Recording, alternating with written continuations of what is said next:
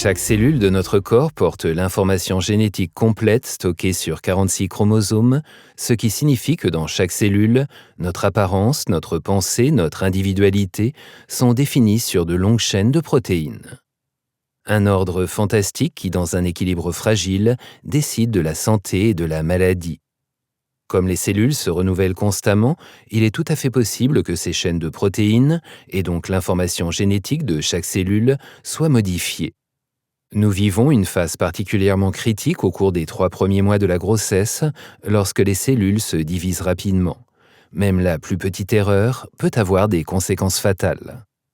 Dans ce film, nous parlons d'un défaut génétique congénital très rare, localisé sur le chromosome numéro 8 et connu sous le nom de syndrome 4-6A. Nous montrons à l'aide d'enfants concernés à quel point ce défaut génétique est variable et à quel point les symptômes peuvent être différents. Un développement retardé, des déficits intellectuels, un retard du développement du langage, un manque d'augmentation de la taille de la tête, des anomalies cardiaques ou des complications du côté de l'appareil digestif sont les symptômes associés les plus fréquents. En raison de sa rareté, cette maladie est peu connue, même parmi les professionnels de la santé. Avec l'aide d'une organisation internationale d'entraide, la Fondation 4-6A, nous nous mettons en route, rendons visite aux enfants concernés et à leurs familles, et nous entretenons avec des chercheurs. De cette manière, nous souhaitons attirer l'attention et contribuer à ce que les enfants malades se sentent un peu mieux et que les éventuels problèmes de santé associés soient détectés suffisamment tôt.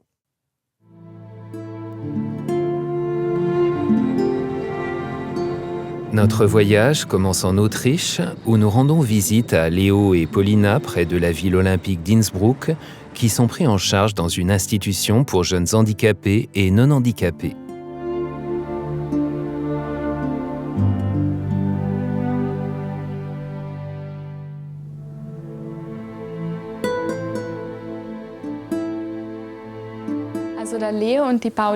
Léo et Paulina sont arrivés dans notre école il y a 2 ans, après avoir fréquenté l'école maternelle. Tous deux fréquentent notre classe Soleil.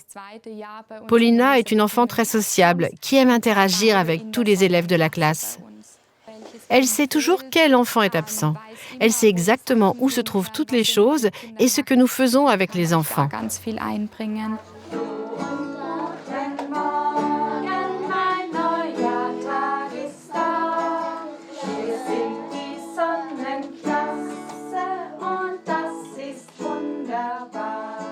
À Innsbruck, nous rencontrons Monika Ramal, la fondatrice de la Fondation 4-6A Autriche. J'ai lancé la fondation 4-6A Autriche en 2019 parce que ma nièce Ella est atteinte de cette maladie. L'objectif premier était d'attirer l'attention sur cette maladie. Elle était le numéro 116 mondial atteint de cette maladie et à l'époque, on pensait qu'elle était la seule en Europe. Grâce à un travail de presse, nous avons réussi à susciter l'intérêt et un jour, l'attaché de presse des cliniques du Tyrol m'a appelé et m'a dit qu'il suivait 2 autres enfants atteints de 4-6A dans leur établissement.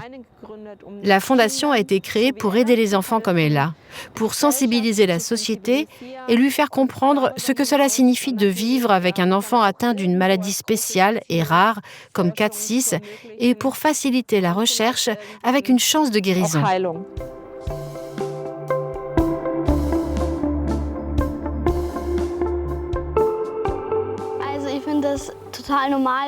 Pour moi, c'est normal parce qu'elle a besoin de beaucoup d'attention et qu'on ne peut pas la laisser seule parce qu'elle risque de se blesser ou de s'enfuir.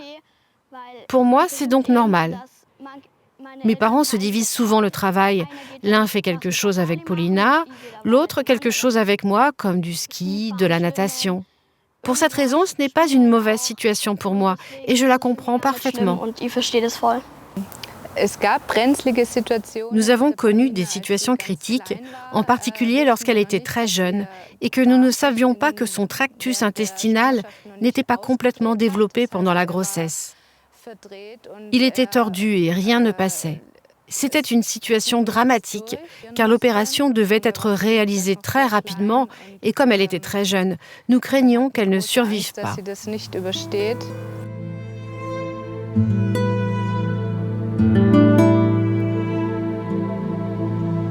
Chez Gianna, à Farmington Hills, dans l'État du Michigan aux États-Unis, nous assistons à une toute autre manifestation de la même maladie. Gianna peut parler, faire du vélo et marcher sans aide. La maladie a été diagnostiquée chez Gianna en 2016 lors d'une évaluation de ses capacités intellectuelles. No, it's your turn. Let's go. I'm doing cool. Gianna's every day is, La vie de Gianna fonctionne bien avec une routine quotidienne, tant qu'elle sait exactement ce qu'elle doit faire. Elle se réveille tous les matins à la même heure et sait quand c'est l'heure de l'école ou du déjeuner. La situation devient difficile lorsque la routine est parfois interrompue. Elle veut alors savoir exactement quand quelque chose va se passer et ce qui l'attend. L'école la plus proche étant trop éloignée, elle est scolarisée à domicile par sa mère et par une orthophoniste. Return. Back. K sound. Where's the K sound made? In the back, In the back. And where's the T sound made? in the front, In the front. no back.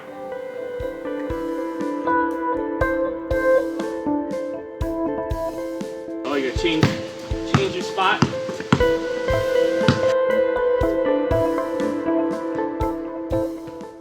Bien que le défaut génétique soit exactement le même, nous trouvons un tableau très différent chez Samantha. À 9 ans, elle ne pouvait pas encore marcher et avait besoin d'une aide 24 heures sur 24.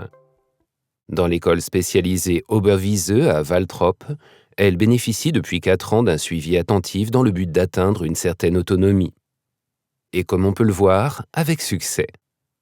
Samantha ist vor 4 Jahren eingeschult worden. Samantha est arrivée à l'école il y a 4 ans et fréquente ma classe depuis 3 ans.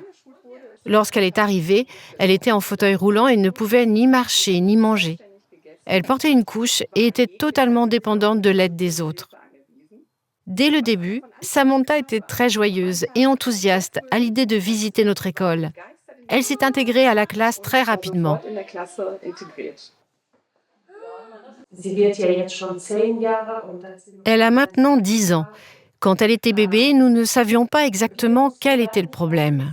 Nous avons manqué un diagnostic. Même les médecins ne le savaient pas et nous nous sommes sentis très seuls. wir wussten gar nicht was, wie. Les médecins que nous avons maintenant ne savent souvent pas quoi faire parce qu'ils ne connaissent pas la maladie et qu'ils n'ont pas d'autres enfants atteints auxquels ils pourraient la comparer. Nous avons constaté que les médecins ont souvent besoin de notre aide pour comprendre la situation. Reste à savoir si le souhait de la mère que Samantha lui parle un jour se réalisera. Ja, obwohl bei uns in der Diagnose steht, Bien que les rapports médicaux indiquent que Samantha ne pourra pas parler, mon plus grand souhait est qu'un jour Samantha puisse me parler. wir sprechen irgendwann mal wird.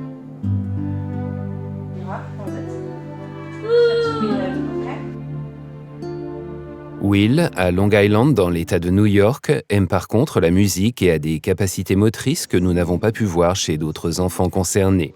Il peut ainsi jouer au football et faire de la trottinette. Le développement du langage fait toutefois défaut.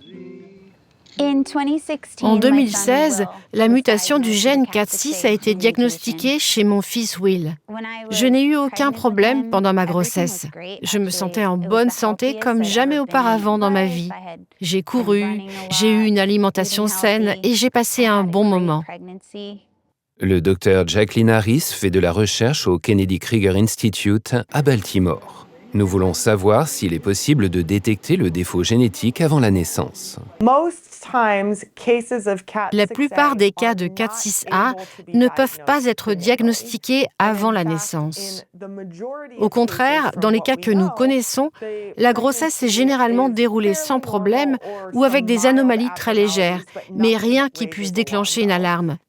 C'est pourquoi on n'a pas vu de raison de procéder à un examen prénatal.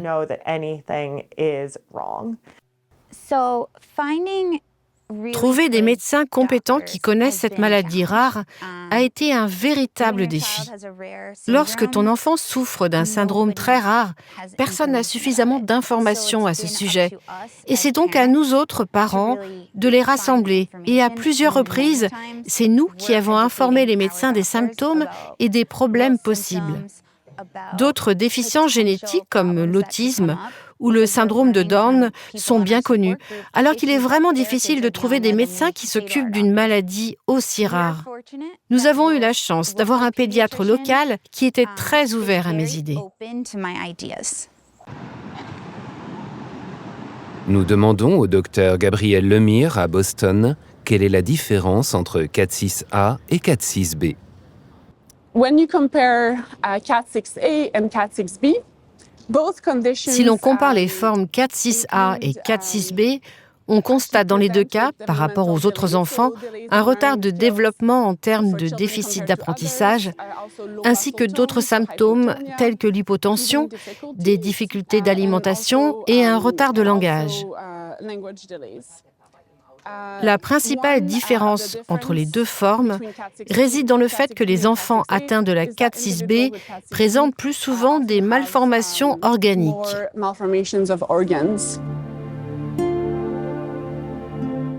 Ella a souffert de problèmes respiratoires pour lesquels elle a dû être soignée en clinique pédiatrique pendant le tournage. Ella est par ailleurs une enfant pleine de vie, à l'aise même devant la caméra, mais qui ne peut malheureusement pas parler. Nous demandons aux parents comment se passe pour eux la gestion de la maladie de leur fille dans la vie quotidienne et quelles sont leurs attentes. La vie de couple et un enfant spécial sont également des questions importantes. Surtout la première année, nous avons eu beaucoup de problèmes d'insomnie, d'alimentation, de reflux, et nous étions vraiment à bout de nerfs. Ne sachant pas comment les choses fonctionnent, nous nous sentions dépassés et nous nous sommes retrouvés seuls, sans soutien. Nous souhaiterions que la recherche aboutisse au développement de médicaments capables d'atténuer les handicaps liés au CAT6A. Nous demandons au Dr Angie Serrano, une spécialiste de Boston, ce que pourrait apporter la recherche à l'avenir.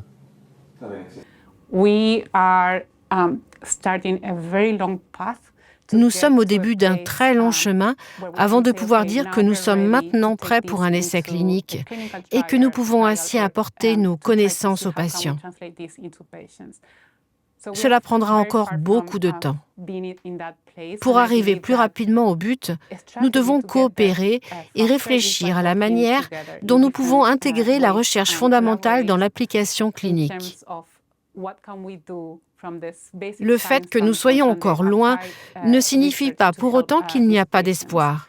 Mais nous devons travailler encore plus intensément, aiguiser l'attention et surtout sensibiliser à ce tableau clinique.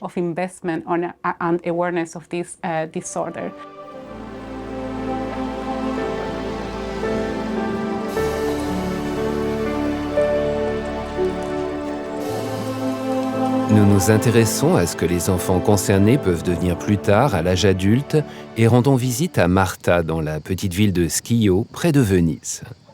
Elle a 27 ans et est passionnée d'équitation. Une fois de plus, nous sommes étonnés de voir à quel point cette maladie se manifeste différemment. D'un handicap sévère à une évolution plus légère qui permet aux personnes touchées de conserver une certaine autonomie, comme c'est le cas pour Marta, qui peut parler, lire et écrire. Elle a suivi une formation dans une pâtisserie et est en mesure de travailler dans le café qui y est rattaché. Per l'altezza delle montagne, le enormi onde del mare, il corso dei fiumi, la vastità dell'oceano, il moto delle stelle. Marta a été suivie par un généticien jusqu'à l'âge de 4 ans. Plusieurs tests ont été effectués, mais ils n'ont pas été concluants. Le diagnostic de CAT6A a été posé en février 2019. Nous sommes très fiers que Marta sache cuisiner. Elle a suivi une école hôtelière où elle a appris à faire des gâteaux toute seule. De l'allumage du four à la cuisson, en passant par le pétrissage de la pâte, elle peut tout faire sans aide extérieure. Depuis peu, elle sait également comment faire des pâtes et peut préparer d'autres repas simples.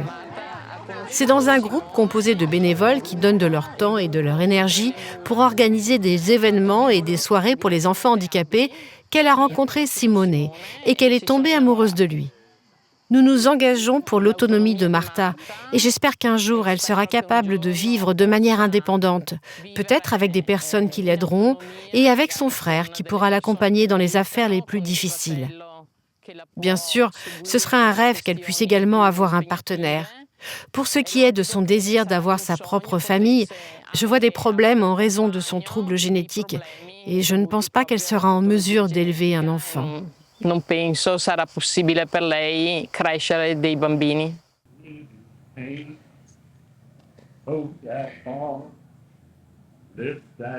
Warren, 37 ans, adore que son père chante quand il se promène.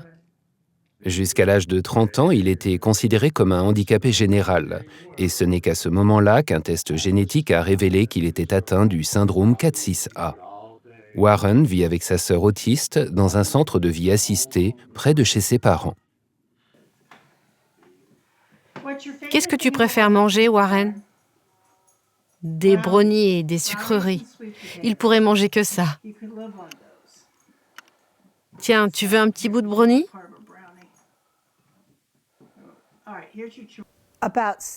Il y a environ 7 ou 8 ans, nous avons fait passer des tests génétiques à nos 2 enfants et Warren a été diagnostiqué avec le défaut génétique 4-6A. Il avait alors 30 ans. Jusqu'alors, son diagnostic était l'autisme, mais nous n'y avons jamais vraiment cru.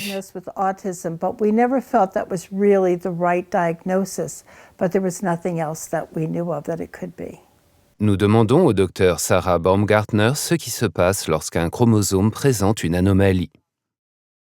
Le syndrome 4-6A est un syndrome causé par une anomalie génétique. Les gènes portent toutes les informations nécessaires au fonctionnement et au développement de notre corps. Un gène 4-6A défectueux entraîne une mauvaise construction d'une protéine qui est nécessaire dans un complexe protéique plus grand pour lire les informations d'autres gènes dans d'autres cellules. Si cela ne fonctionne pas correctement, il en résulte différentes déficiences dans différents organes du corps humain. Comme la technologie évolue si vite, je peux déjà imaginer le jour où il y aura peut-être une méthode pour réparer l'ADN défectueux dans le cas du syndrome 4-6A. Mais c'est encore très loin. Dans notre cas, où notre fils a 37 ans, moi 75 et sa mère 68, je ne vois rien venir de la recherche qui puisse encore nous aider.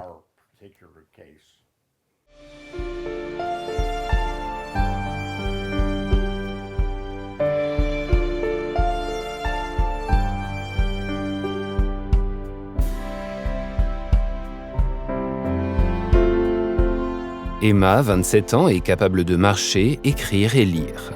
Mais elle a du mal à parler et ne peut pas vivre seule. Qu'est-ce que tu préfères dans les arts martiaux ?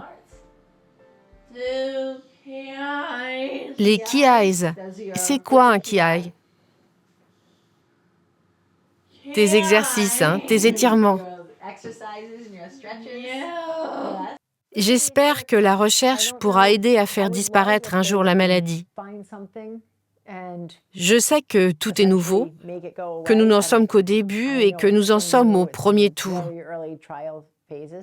J'espère que l'on trouvera quelque chose qui permettra au moins d'atténuer les symptômes. En attendant, Emma et nous vivons dans notre propre monde.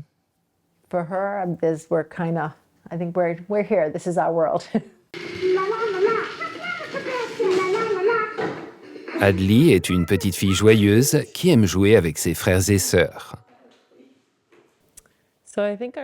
Notre plus grand problème est de ne pas avoir assez de temps pour tout concilier chaque jour. Mon plus grand souhait est que nous parvenions au moins à une stabilité médicale, qu'elle soit simplement en bonne santé, qu'elle puisse vivre dans une famille normale, avec tous les différents aspects qui se présentent lorsqu'on a un enfant atteint d'une maladie particulière. Le plus important, c'est sa propre santé et la santé des autres. Toute la famille s'engage pour Adli. Sa mère travaille intensivement avec elle et l'emmène également à une thérapie équestre.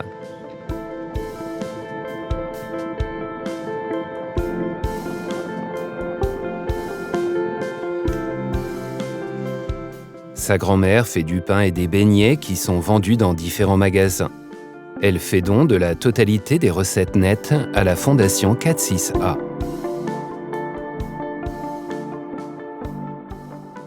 À Boston, nous rendons une nouvelle fois visite au docteur Angie Serrano et lui demandons où se situent les problèmes et les difficultés dans la recherche sur cette maladie.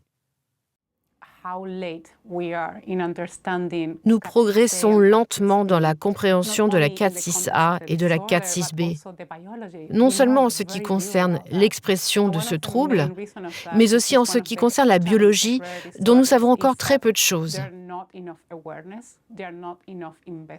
L'une des principales raisons est le manque d'attention et d'investissement dans la recherche pour cette maladie rare, qui touche moins de 200 000 personnes aux États-Unis.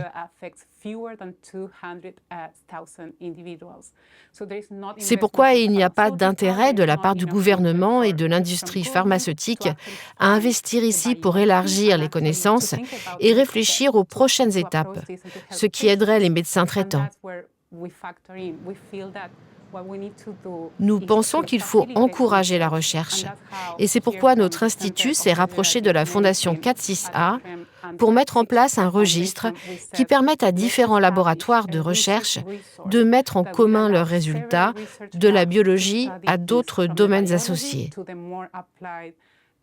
Nous avons commencé à créer une base de données génétiques avec des cellules souches pluripotentes de troubles 4-6A et 4-6B.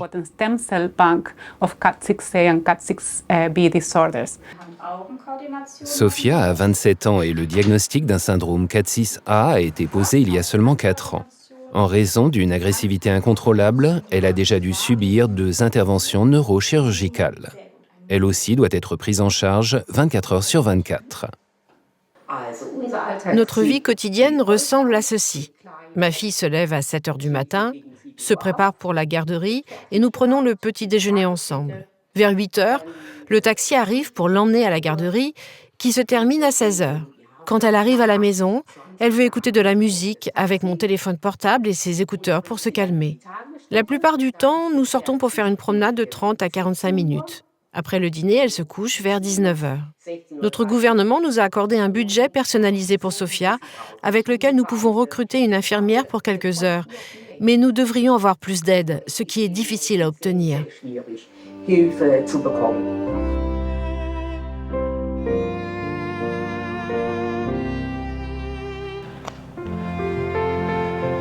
Max est également très dépendant de l'aide extérieure. Nous nous entretenons avec sa mère et lui demandons ce qu'elle souhaite pour l'avenir.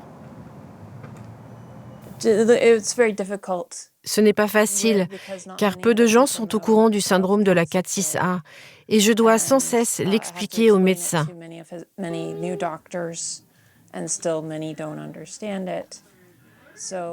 J'espère que la recherche apportera des connaissances et qu'un plus grand nombre de personnes seront au courant, afin qu'il y ait plus de soutien pour lui et son avenir.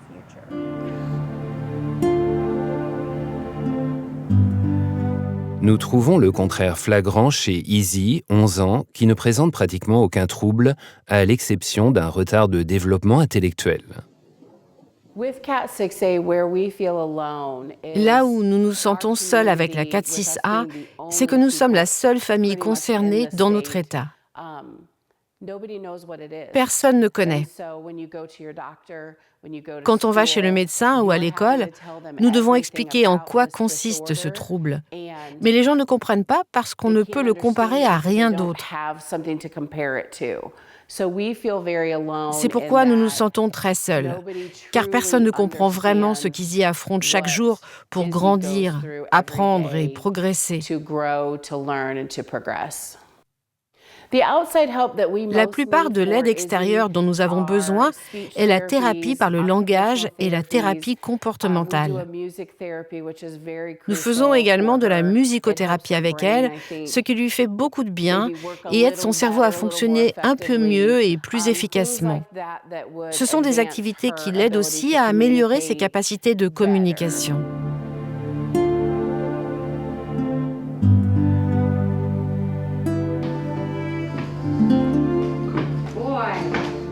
Good job. I'm right here. I'm right here.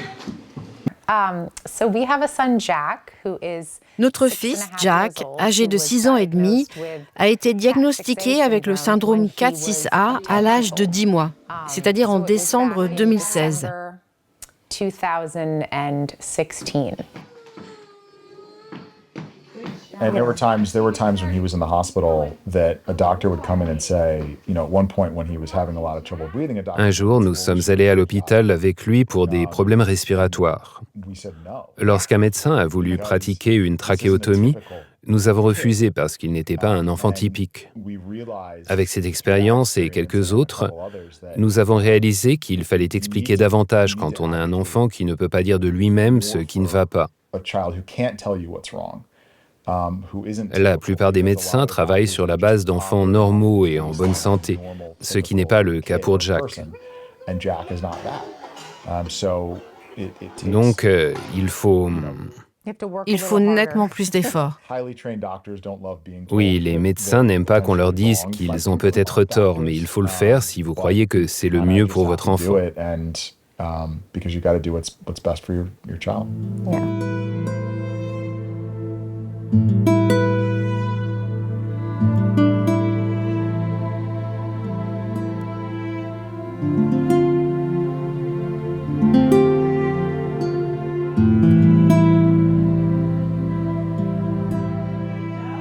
Chez Jonah, nous constatons à nouveau une évolution totalement différente. Son apparence extérieure est certes remarquable, mais il va bien par ailleurs et est bon élève. Chez Jonah, le syndrome 4-6B a été diagnostiqué en 2018 lorsque nous avons fait faire une analyse génétique à Philadelphie. Nous avions déjà remarqué que quelque chose clochait quand il avait 8 semaines, mais on a eu le diagnostic officiel en 2018.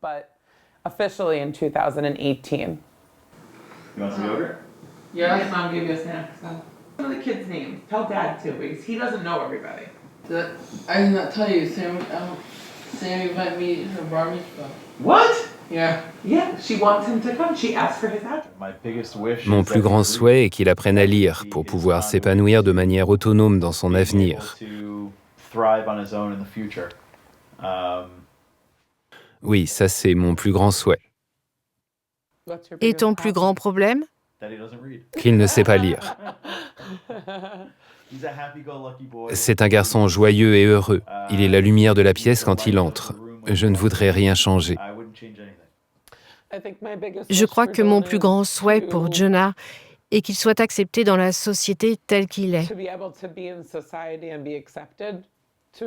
C'est un garçon, comme mon mari l'a déjà dit, que tout le monde connaît et que tout le monde aime. Il se fait des amis partout où il va, mais il est simplement différent des autres. Et c'est ce qui le rend spécial. Je pense aussi que son plus gros problème est qu'il ne sait pas lire et qu'il dépendra donc des autres pour le reste de sa vie. For the rest of his life.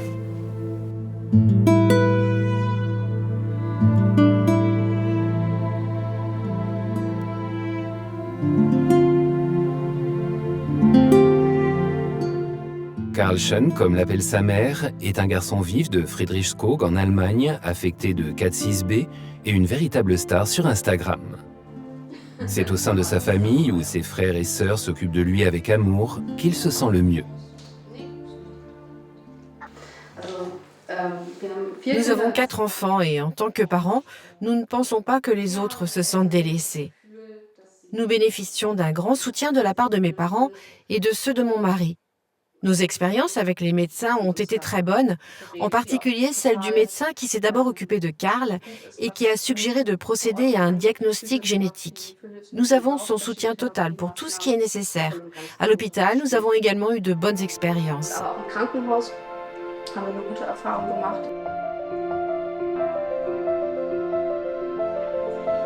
Oui, tout seul.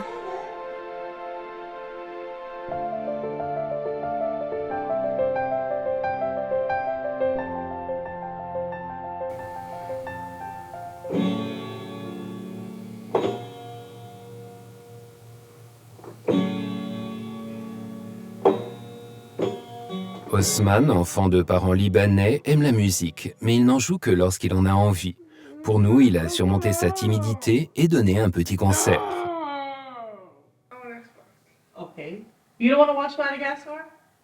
I can have that movie? I don't want a Madagascar show today. You don't want to have I that? don't want a Madagascar show today. What? Can I have Nous demandons à sa mère comment se déroule la vie quotidienne d'Osman et quels sont ses souhaits pour lui.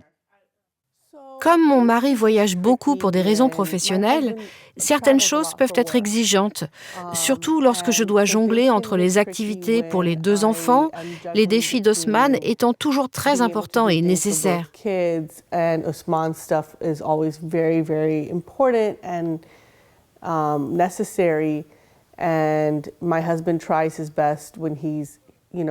Quand mon mari est à la maison, il fait de son mieux pour me soutenir. Équilibrer toutes les tâches, comme la musicothérapie à la maison, ou le simple fait de pouvoir sortir avec Osman, peut être un vrai défi. Expliquer à d'autres personnes quels sont ses besoins ou comment il se sent le mieux, c'est exigeant. Il y a beaucoup de défis à relever, mais nous sommes déjà tellement habitués à ce que tout se passe bien à la maison, à satisfaire tous les besoins d'Osman.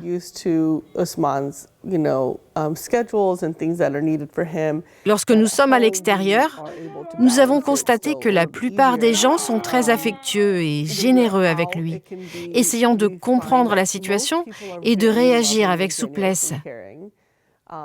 Mais certaines choses sont si difficiles à comprendre que même nous ne savons pas quoi faire. Kind of above their grasp. So that's when things can be tricky. Oh,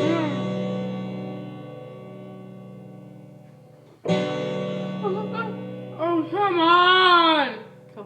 You can't anybody. Mon plus grand souhait pour lui est qu'il soit en mesure de mener une vie heureuse, sans restriction. Emil Nam, également originaire du Liban, est le CEO de la fondation 4-6 aux États-Unis. Son fils Peter aime se promener à vélo avec sa famille. Tous sont très musiciens et Peter joue de la batterie dans le groupe de ses frères et sœurs. Son vocabulaire s'élève actuellement à 40 mots et il continue à apprendre en permanence. La mère de Peter est médecin et cofondatrice et directrice scientifique de recherche de la fondation 4-6.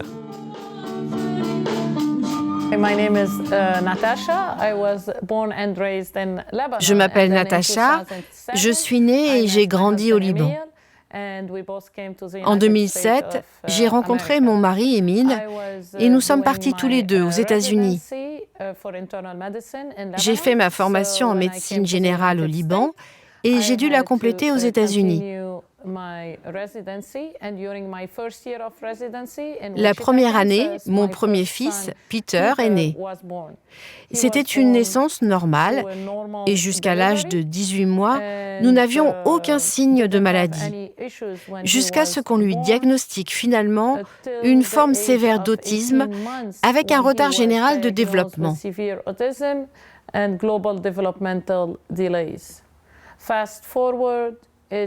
À l'âge de 8 ans, on lui a découvert une mutation du gène 4-6A. Il était le 39e cas dans le monde entier. Les médecins n'avaient pas beaucoup d'explications. Mon mari et moi avons dû faire des recherches nous-mêmes. Nous avons trouvé un groupe de parents intéressés par la création d'une fondation, ce que nous avons fait en 2017 avec d'autres personnes concernées.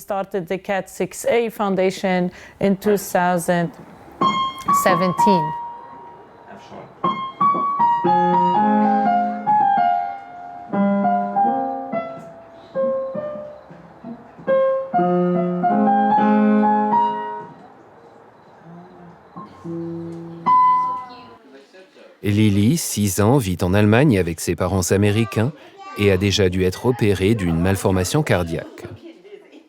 À part parler, elle sait presque tout faire.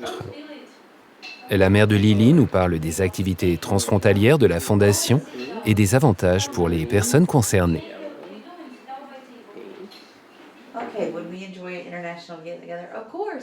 Dans la communauté internationale, nous cherchons d'autres familles concernées.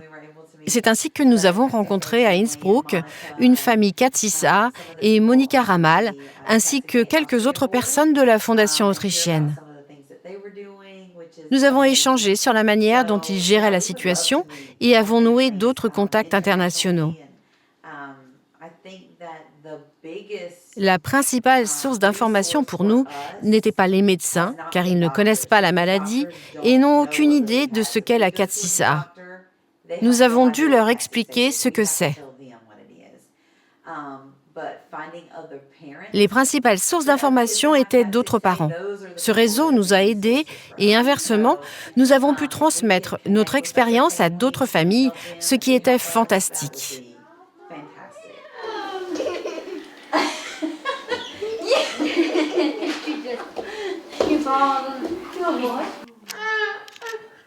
Notre visite à Benjamin a été assombrie par une urgence.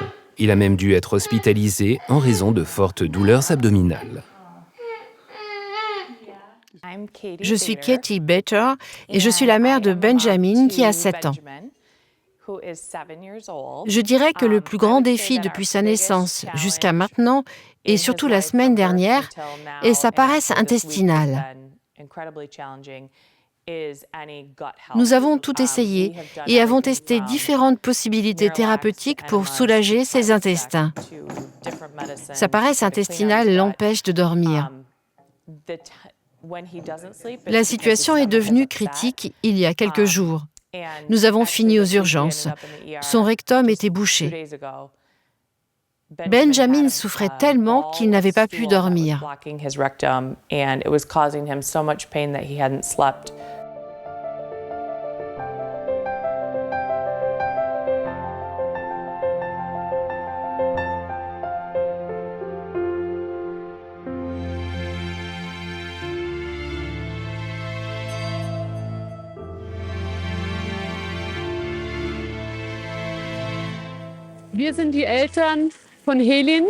Nous sommes les parents de Hélène, née en juillet 2018. C'était un bébé merveilleux, mais je me suis vite rendu compte que quelque chose clochait chez elle. Les médecins à qui j'ai posé la question n'étaient au courant d'aucun symptôme, bien que je leur ai demandé à plusieurs reprises d'examiner ma fille de plus près. C'était la première fois que j'étais mère et je savais que quelque chose de grave n'allait pas parce que mon bébé ne voulait pas boire, ni au sein ni au biberon. Elle n'avait aucun contact visuel et avait une posture très raide. Environ 8 mois plus tard, l'ophtalmologiste d'Hélène m'a dit que quelque chose n'allait pas chez elle. Et elle m'a recommandé d'autres sites où il a été confirmé qu'elle n'était pas en bonne santé. Plusieurs examens ont suivi et un retard de sa santé mentale et physique a été détecté. À l'âge d'1 an, elle a finalement été diagnostiquée comme atteinte du syndrome 4-6A. Elle ne pouvait pas parler et avait une posture très raide. Elle a commencé à marcher à l'âge de 2 ans. Le contact visuel s'est également développé très tardivement. Mais c'était une enfant heureuse et formidable qui s'amusait de tout, même des plus petites choses. Nous l'aimions beaucoup. À l'âge de 4 ans, elle s'est soudainement mise à vomir abondamment. Nous avons d'abord pensé « Oh non, encore malade », car elle était souvent. Nous avons d'abord pensé que ce n'était pas grave, mais malgré cela, nous sommes allés aux urgences, où elle était bien connue. Mais nous n'avons pas été pris au sérieux. Elle était apathique et pâle, et les seuls examens ont consisté à regarder sa bouche et ses oreilles.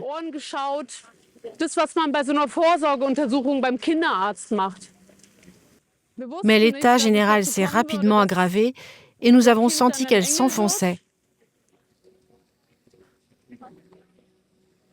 Mais à ce moment-là, nous ne savions pas qu'elle deviendrait un ange. Mais c'est arrivé et personne ne l'a aidée. Les médecins auraient dû faire des prélèvements sanguins dès le début et prendre au sérieux ses plaintes parce qu'elle avait une anomalie génétique et n'était pas capable de communiquer ses plaintes. Mais au lieu d'enquêter sur elle, on nous a envoyés dans une chambre voisine et notre enfant est morte dans nos bras. Ma fille avait 4 ans et elle me manque tellement. Il est très grave que ces enfants ne soient pas pris au sérieux.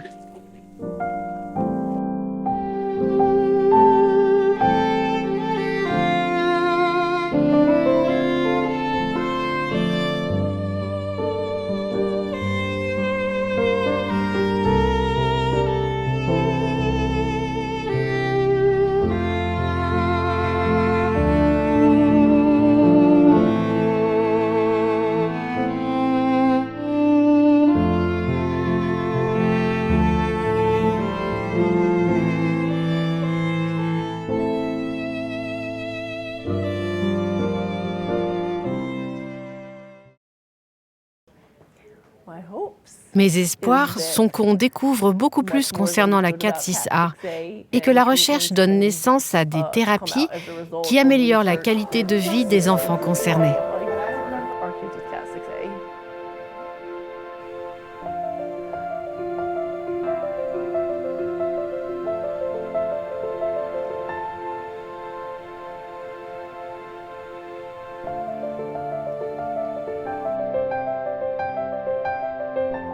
Je pense que le plus grand souhait de tout parent d'un enfant comme le nôtre concerne l'avenir, quand nous ne serons plus là un jour. Pas seulement en termes de soins, mais aussi en termes de faire partie de cette société, d'utiliser ses capacités et de permettre aux autres d'atteindre leurs objectifs.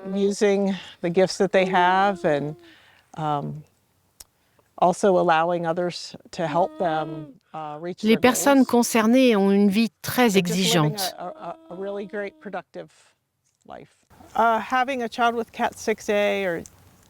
Quand on a un enfant atteint de CAT6, on est souvent isolé et très seul. Il y a beaucoup d'étapes d'apprentissage, par exemple dans une épicerie ou dans un parc, où l'on est souvent seul, surtout quand l'enfant grandit et qu'il a du mal à se faire des amis et à les maintenir. It's hard to develop friendships and maintain them. Notre plus grand désir est d'améliorer la communication qui est presque impossible avec lui. Ce que vous voyez ici, c'est essentiellement le type de communication qui est possible entre nous. Des grognements, des cris, quelques rires.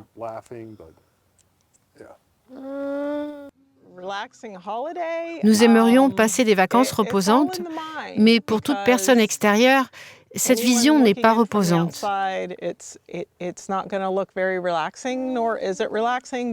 Nous en profitons quand même au maximum.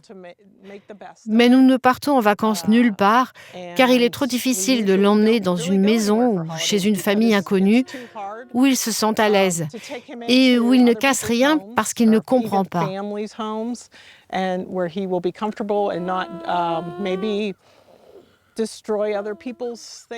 Pour nous, des vacances reposantes signifient rester à la maison et essayer de profiter de cette simplicité.